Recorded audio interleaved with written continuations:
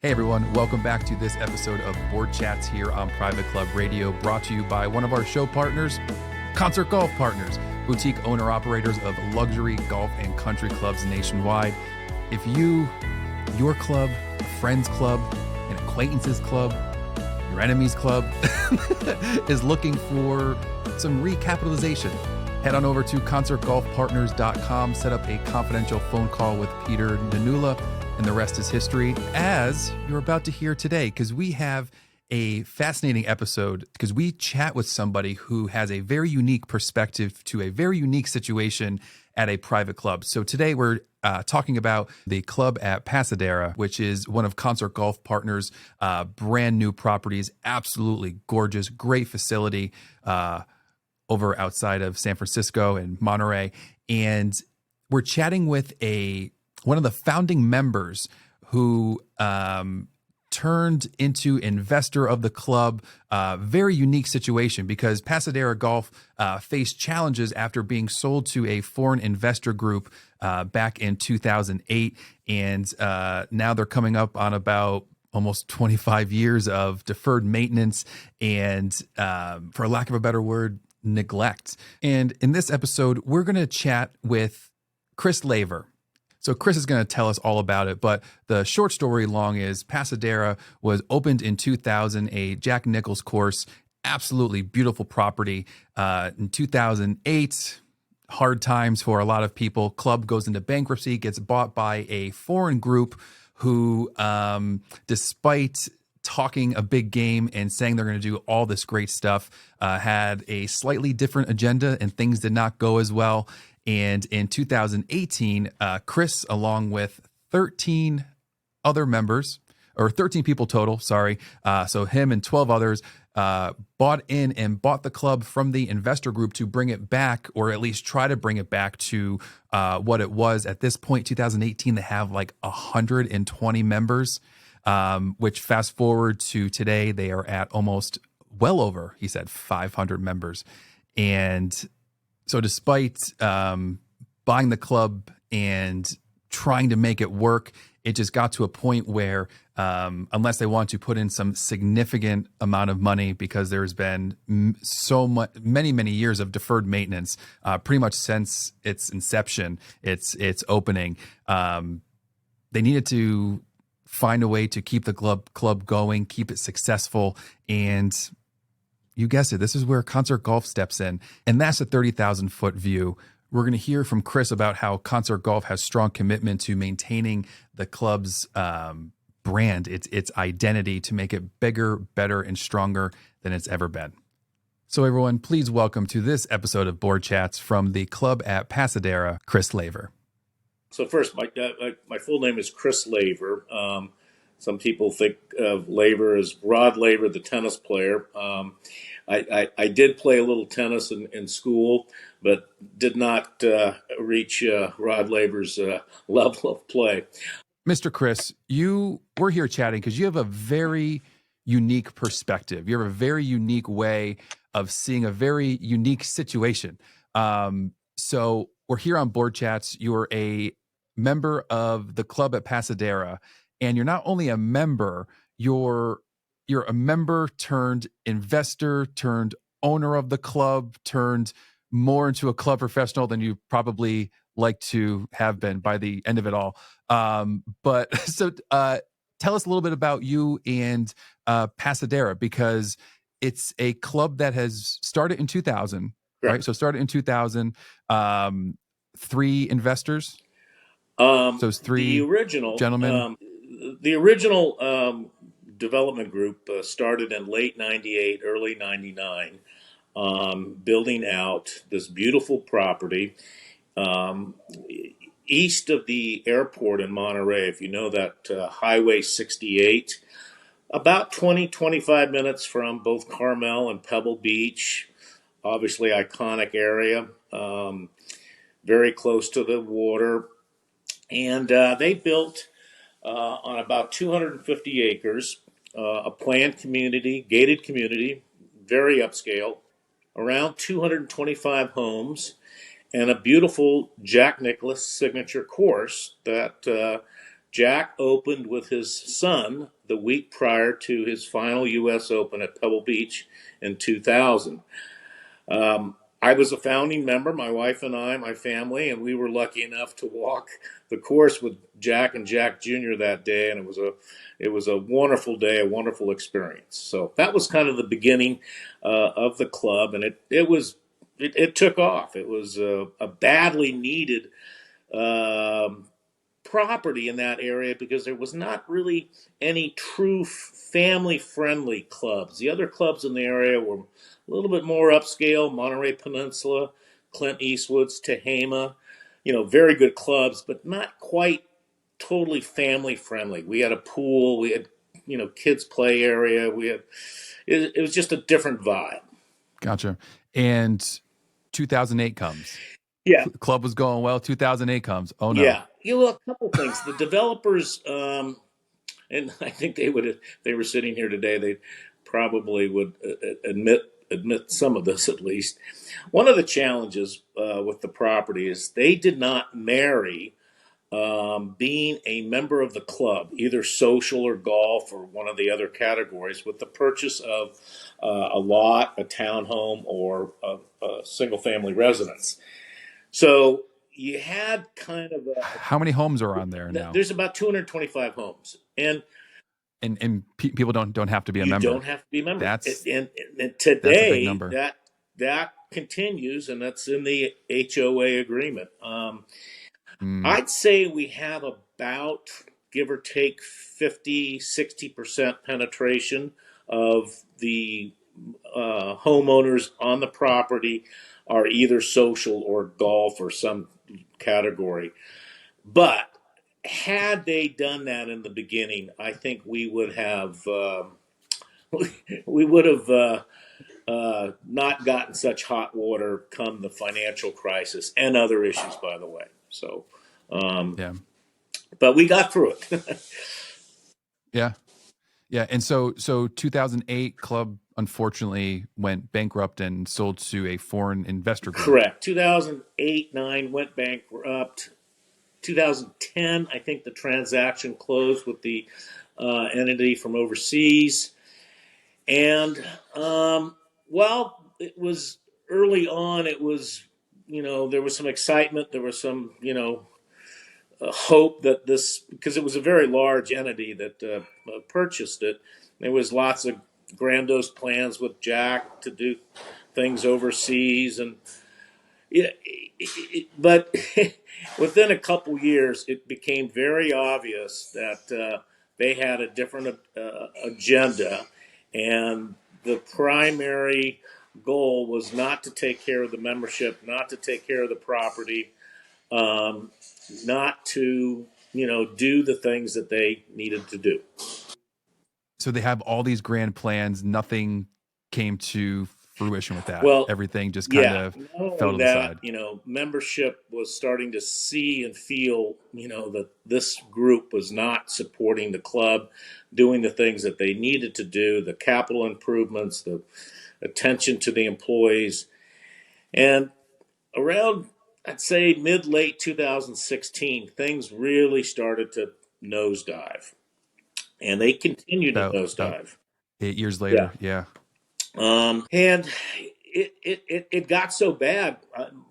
My understanding is many members not only started to drop off, but some members actually stopped paying their monthly dues, but would still show up at the club. Oh yeah, it was getting bad. Wait, so you had members not paying, still showing up using the amenities, and the club still allowed them to do this? Well, not sure they quote unquote allowed. It was frowned upon, and they tried to obviously get dues back, but it was turning into a fiasco. And on top of that, it was impacting the value of the surrounding homes. People, real estate agents and real estate folks in the area, were not, supportive of showing clients, of course, Pasadera, because the rumors were so rampant that this place was falling apart. They actually, I think it was either 16 or 17. They literally let the the course die. I mean, the course literally died because of not being taken care of. What? Yeah, it was a horror story. So it it it got so bad that a couple of members made an outreach to the foreign entity in early 2018, and there was a couple of attempts at a purchase that did not go well. And my it is kind of a funny story about a gentleman at Pasadera. His name is Eli. Eli's the bartender in the grill, and he was one of the first employees. He's been there since day one, literally damn near 25 years. If you want to know anything about the club, you talk to Eli. My wife was having lunch one day, and Eli was lamenting. This is the summer of 2018. Lamenting about how bad things were. Employees were being laid off. Members were leaving. Management didn't care. It was awful. And he said, yeah, there's been a couple failed attempts to buy the club. So she comes home that night, and we're sitting around the dinner table having a glass of wine, talking, and she's telling me this. And she asked me, "Do you know anything about this?" And I said, "No, I didn't know anything. We were great members. We paid our dues on time, but hardly ever showed up. They loved us." A couple nights later, I got up in the middle of the night, and I'm starting to think, "Geez," because I'm kind of at the end of my career on Wall Street.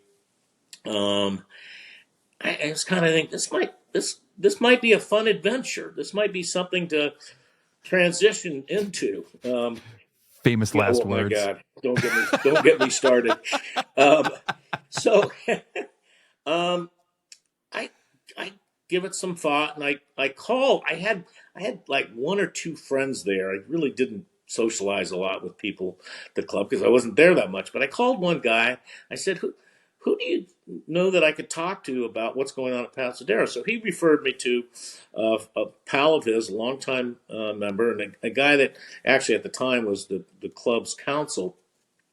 And I met with this gentleman for about 2 or 3 hours in one of the little private rooms at the club, and he gave me the whole story and told me about the numbers that they had offered because he was involved in the two prior failed attempts to buy the club with two other members and a few other people. We went through it all, and I'd say about 3 or 4 days later, I got on the phone with those two of those guys that were involved in that failed attempt and talked through some things. And about a week later, I gave it some more thought and wrote out a bunch of spreadsheets and numbers and tried to and this is somebody that doesn't know anything about the private club business. um, and I said, gosh, this to TJ, this might be fun for us. I think I want to do this. So I got together with this lawyer and we went around because I didn't have enough money to do it on my own. And I went around and met a bunch of local folks, and we put together I'll call it a small pile of money, and we made an offer. And again, this is public information. We ended up buying 225 acres, an 18-hole Nicholas course, I think around 46,000 square feet of clubhouse, pools, tennis courts, grills, restaurants, gyms, a lodge that had 5 bedrooms. And I think we paid $3.2 million. I know. People goes, you stole the place. There was homes on the property that were going for more than what we paid for the club. Now, that was the easy part. I was gonna say it's probably the 8 years of like deferred maintenance now. Yes, That's yes, yes. That buying it was the easy part. And I'll never forget, that was in December of 2018, no, November, December. we kind of got the first month's numbers in January of 19, and I was ordained as the managing member of the operating. There was an operating company and a land company. I was the operating guy because our family had the largest percentage investment. So I'm sitting down. This is brand new to me now. I mean, and we had two very nice consultants early on to help us kind of get through the transition, help us hire GM, Carefree Golf. What was Tony and the name is escaping now, but Tony Dawson and Joe Petrash, wonderful guys. I looked at the first month's numbers, and we had about 190 members. We had 27 full golf members. 27.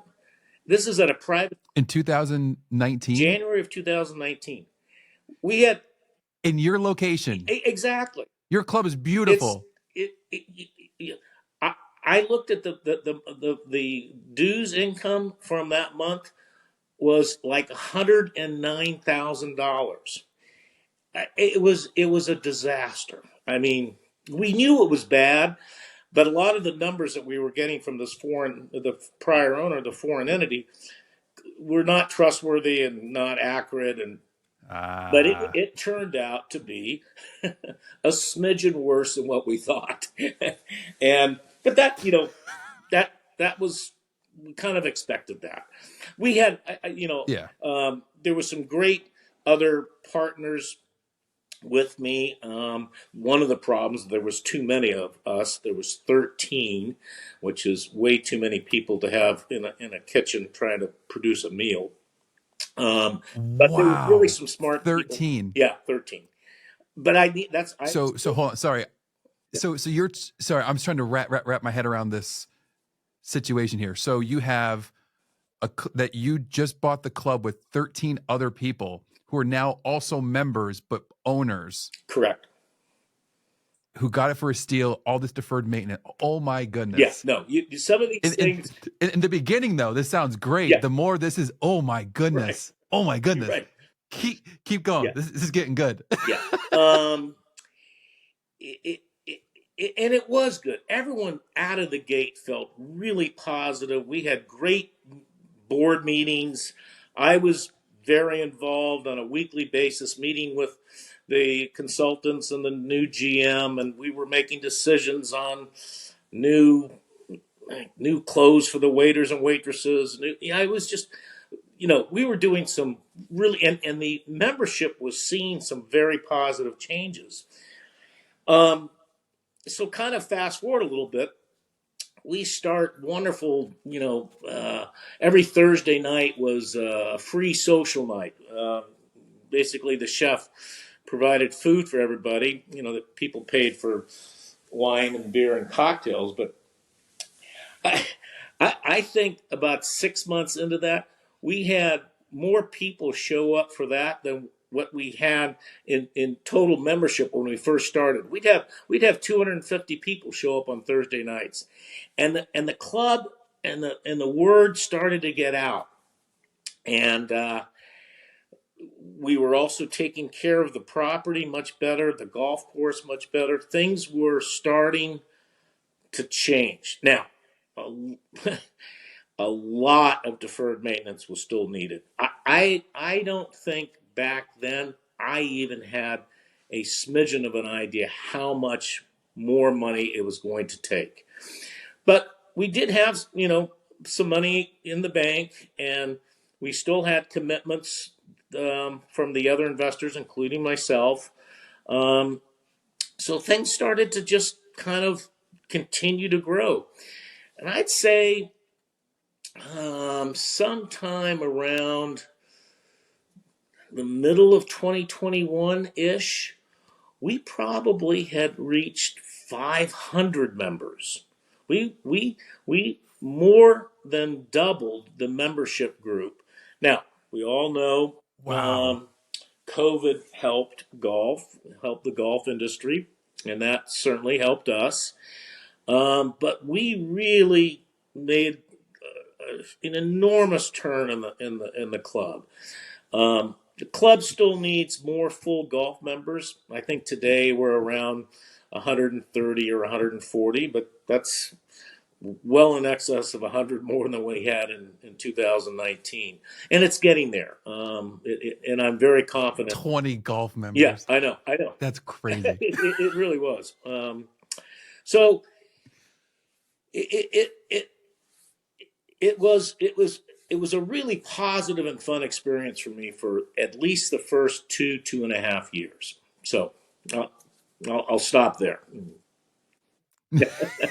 No, that was all. So now we're in 2023. You guys just engaged with Concert Golf.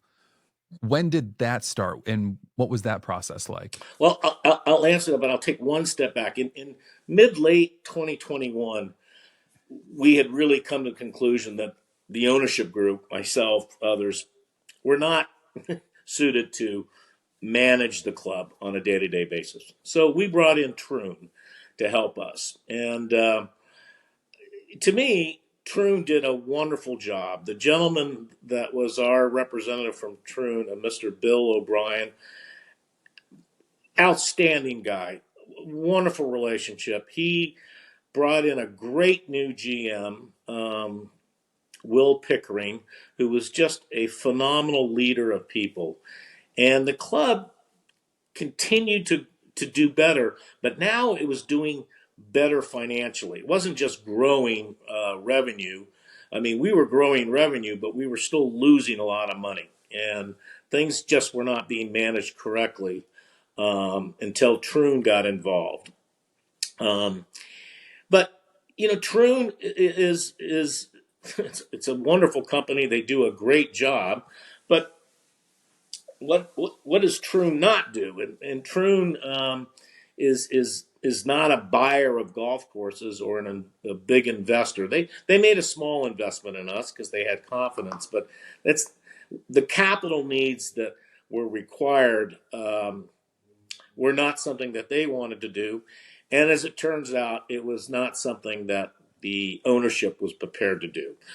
That and the ownership group started to get a little bit dysfunctional. It's with certain folks, and it just became more and more challenging. And it was obvious to everybody that we needed to move on and put the club in better hands. So in late, I'd say the fourth quarter of 2023, we came to the conclusion, I think, and we voted on it, and it was 100%. We need to Oh, wow. put the club for sale. Yeah, it was one of the few things that the ownership group agreed to, 100%. By the way, but we needed to put the club in better and stronger hands. So Now, with this happening, did you lose any members? Like what was the membership? Because we're talking to you, the ownership. What's the membership been like through all of well, this? it's interesting. It's a good question. I mean, the membership pretty much stayed the same. The thing that the membership, and it's like all private clubs, as I've gotten to learn over the years, because there were so many, most of the ownership were members of the club, kind of word got out about some of the dysfunctionality and some of the relationship problems between the ownership group. The lack of there was a membership group that made an investment in the club. So there was not only were there 13 of us, I think there was an LLC that was formed that 20 or 30 other members invested in. And so you had, everybody knew the problems. I mean, there was no secret to this club. And you couldn't keep one to, save your life. So everybody knew that this thing needed to get put into stronger, better governance hands. And it needed to happen. It needed to happen quickly too. So, yeah, that's where we were. So how fast? So speaking of fast, how quickly did it happen? this whole deal? Well, I was thinking about how I was going to tell you about Concert and Peter and myself. Peter and I started talking probably a year or two after the purchase. So I'm going to say sometime in probably 2020, Peter reached out to me. We met in San Francisco, had a great lunch at one of my favorite spots. My office is in San Francisco, my day job. And we hit it off. I mean, I just, Peter and I hit it off, is the best way to say it. And then Peter would just, every couple months I'd get an email or, a phone call. He'd check in with me and I'd, I'd share some of my war stories with him. And I know I've heard this story before. Let me know if I can, do anything. And I said, don't worry, I will. So come 2023, when the decision was made, there was a small committee. I was on it. It was formed to find a buyer, and I knew right away who I wanted to have come down and meet the other owners and talk about their philosophy, and that was Peter and Concert. The problem was I was looked at as somewhat controversial. There was a couple different factions within the ownership group. Two or three other good owners kind of liked my philosophy, my approach. Some of the others didn't. So if I ever said, I think this is a good idea, I'd get a lot of backlash. But that's the nature of a dysfunctional group of adults that are trying to do basically get to the same place, but don't know how to get there. Long and short of it is, and to Peter's and his team's credit, Peter knew the challenges that I was dealing with, but he was able to his credit, and he was very patient about the whole process. And he'll even tell you, the timeline that it took to buy and close on Pasadera was about 2 or 3 times longer than most other transactions that Concert has gone through. But Peter really took a lot of time and energy to meet all. He didn't have to convince me. I was done, and he didn't have to convince a couple others because they knew that they trusted me. But he had to get through to, he had to, break down the walls with some others, and he did it. And he did it incredibly well, by the way. And I think that alone made the biggest difference in how he conducted himself, how he communicated, the effort that he made in coming down, and frankly, not just meeting, he met, members of the club. He spent. I really give him credit for the time that he put into it before the close. Now, the closing part of it was also, tricky, but we got through a lot of the issues. Some of the people that had very small percentage ownership, wanted to have their voice heard more than it probably should have. But Peter and his team handled that very, very well. I was very impressed with that part of it. If anybody is in a somewhat similar situation, and every situation is different, I get that. The club at Pasadera is a unique property, but so is the club in Nebraska or in Oregon or wherever. And all the clubs have their own personalities and their own kind of unique ways about themselves. But that's one of the things that I found very special about Concert. We've gotten some wonderful emails in the last 60 days from the manager that's sitting there out on the property today. James Hippie is his name. He's a Concert employee. he's done an outstanding job of communicating to the members the direction that Concert is taking the club, the improvement that they're making, but he's also very in sync with the culture and the history of the club, and he's maintaining that. And he's made some incredible observations, I think, to his credit, about keeping that culture intact. And that's what Concert does. And it sounds a little, I don't know, I don't know if the right word, but it's true. I've seen it not only at Pasadera, but I've visited a couple of other of their properties around the United States, and I see it there too. What are some of the bigger projects or things that Concert and the club have lined up in terms of upgrades and things in enhancements? Well, our property again is 25 years old, and that means the irrigation system is 25 years old. The HVAC. Oh, so this. The HVAC. Oh, so nothing's been touched. Everything has. Excuse me. Everything's got a series of what I call Band-Aids around the property.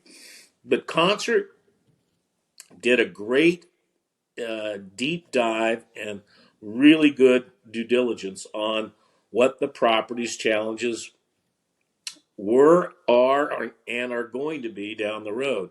And they know exactly what to do. They know exactly what needs to be done and when it needs to be done. Again, as I tell people, this is not their first rodeo, but they've already addressed, and the transaction closed in late December, around the 20th, I believe. So we're, what are we, 4.5 months into it? It's mind-boggling what the membership has already seen. Now, some of the things are behind the scenes. We were having leaks in the roof, when in the winter when rains were prevalent. Members, while they can see leaking, a fixed roof is kind of hard to touch and feel, but of course, great deal of work on like I just said, the HVAC system, the roof, the course is being worked on. Big work on wells and maintaining the need for water, which is obviously a very important component of any club. But these are just some of the ongoing things out of the gate.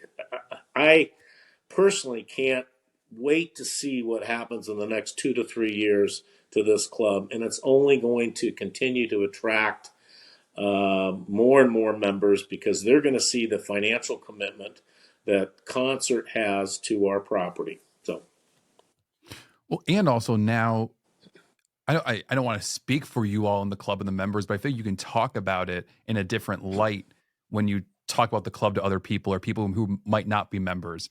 I don't know. I feel like if I was in that position, a member of that club, people like, oh, how's the club? I'd be like, oh, pretty good. Like, I wouldn't probably encourage people to want to become members at that point. And, and that's just speaking selfishly. But now it's like, oh, like, the club's great. Oh, you got to come over. You got to come see it. Oh, you're not a member yet? We got to get you come on in.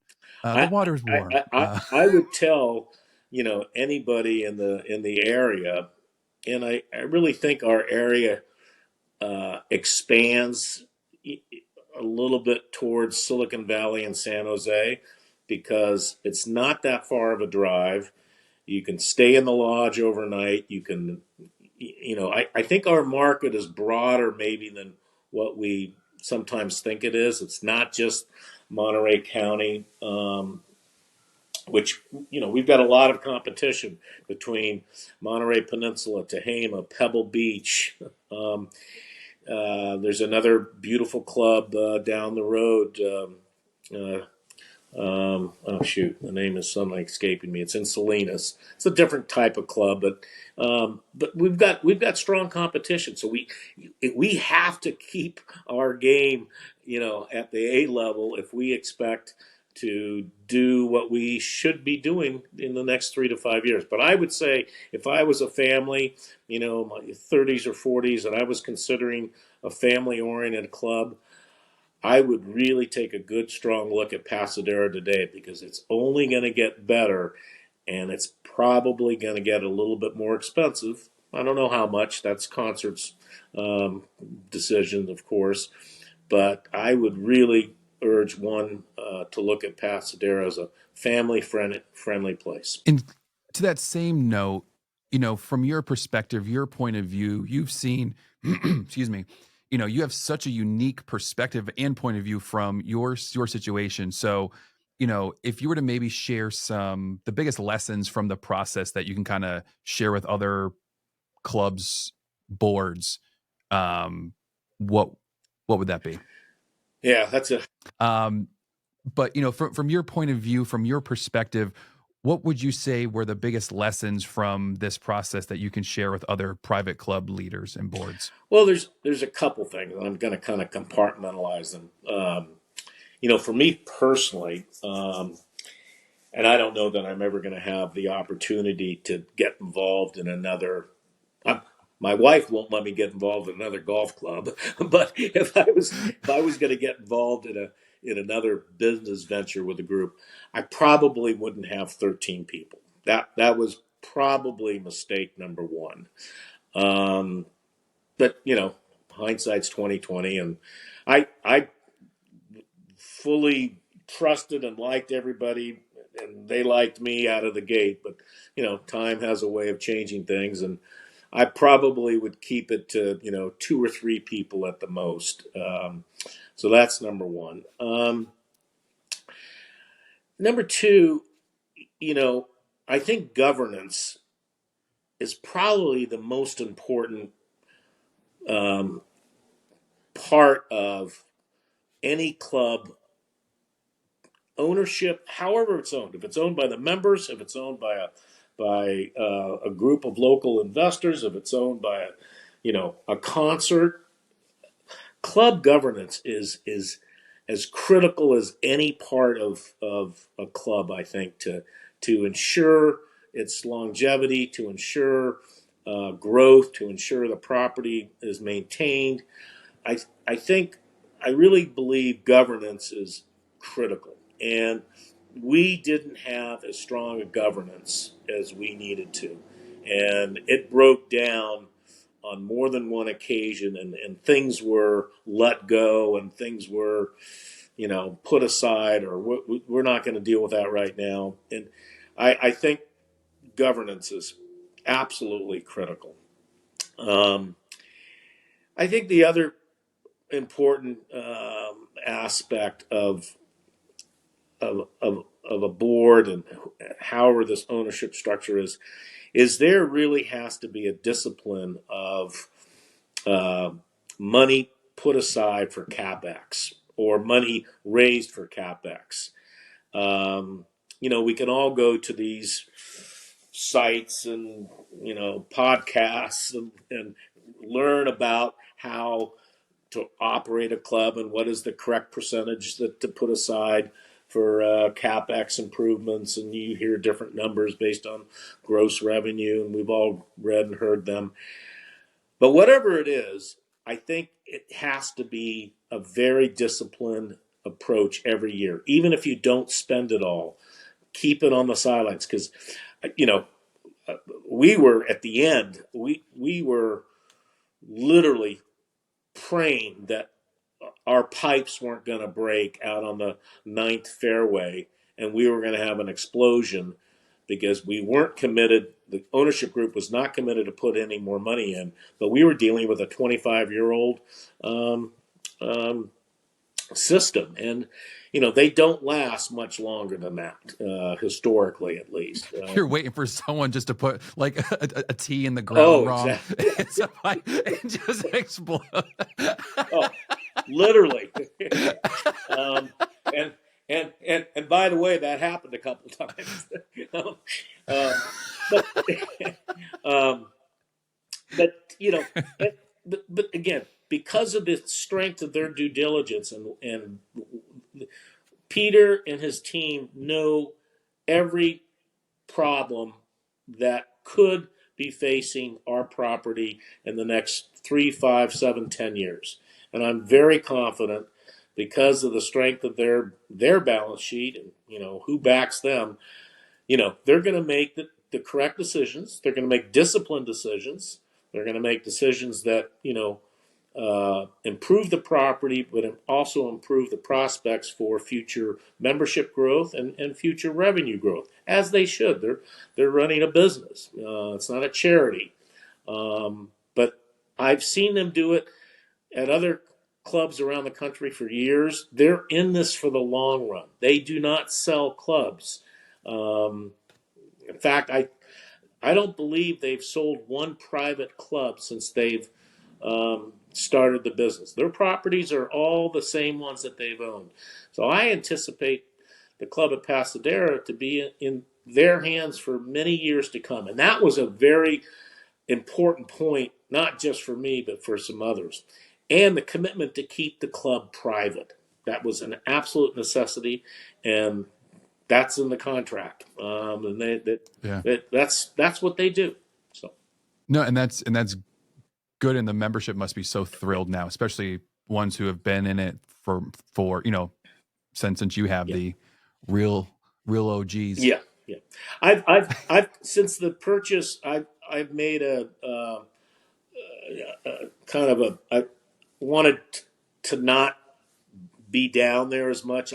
We live in the Bay Area in San Francisco and in South Carolina, but I wanted to let concert and the membership kind of not see Laver. Laver was kind of a little bit of the too much, frankly, maybe even too much of the face of the club for too long. And I thought it would be healthier for everybody and give concert kind of let them do their thing, not have people think, oh, Laver's around here a lot. He must be talking to concert or working with. I don't. You can ask Peter. Well, during the walking wear to disguise. Yeah, exactly. Peter and I during the deal time, we'd probably talk once or twice a week, and we don't talk that much anymore. I miss you, Peter. But don't call you. No, I miss you, but leave me alone. No, I'm kidding. Chris, I want to thank you so much for coming onto the show. I'm happy great things are in order for you and your club, and everybody's doing well, and things are going forward to the future. And you guys have done some tremendous stuff on your own as well. So hats off. Hats off. Thank you very much. Thanks to you. Thanks to Concert. And I look forward to talking to you again one day. Take care. Sounds good, sir. Thank you so much, Chris, for being on this episode and sharing all of your knowledge and experience. It means the world, and glad to see your club is in much better hands.